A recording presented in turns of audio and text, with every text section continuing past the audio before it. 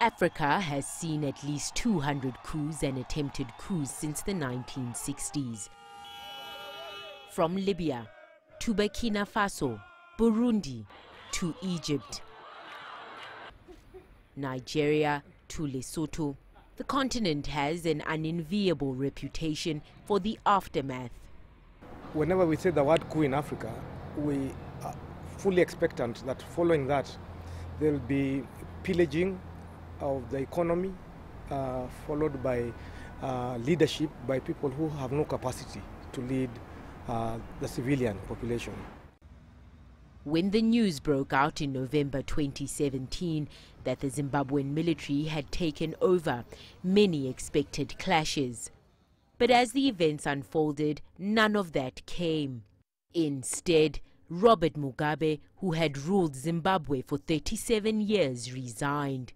So was this a coup or not? Zimbabwe's case is interesting because it was a smart move where you have the military. They're staging a coup in quotation, but it does not qualify clearly to be a coup because ultimately they ended up negotiating with Mugabe to leave office. So it is Mugabe who wrote the resignation. So they cannot be accused by SADC, they cannot be accused by the African Union of unconstitutional changes in government.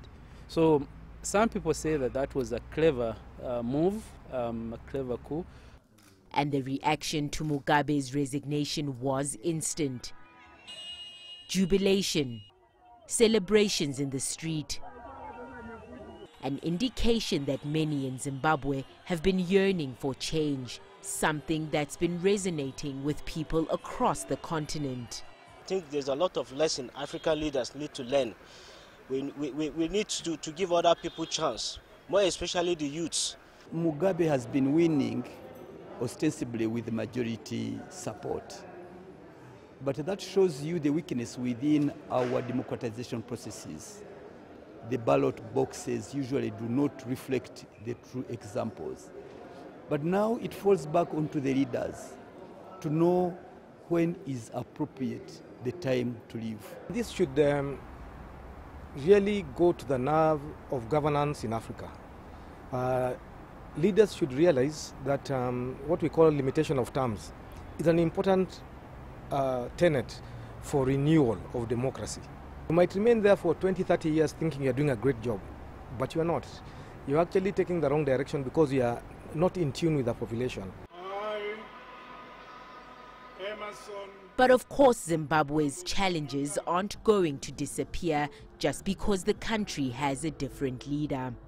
I think the big challenge is we've so far seen an attempt for him to balance between the old order and trying to appear new. I think the expectations of society are going to push him. And people will be saying, we changed from Mugabe because of violations, because of brutality. You cannot be the same. So it will take time, he will play his role, and I'm sure it will take some time before Zimbabwe is very stable economically and politically. Experts here in Kenya have hailed Zimbabwe's transition of power. It's an indication that Zimbabweans have reclaimed the right to chart their country's future. But there's a lot of work ahead for the Southern African nation. Thuli, Tshabalala, CGTN, Nairobi, Kenya.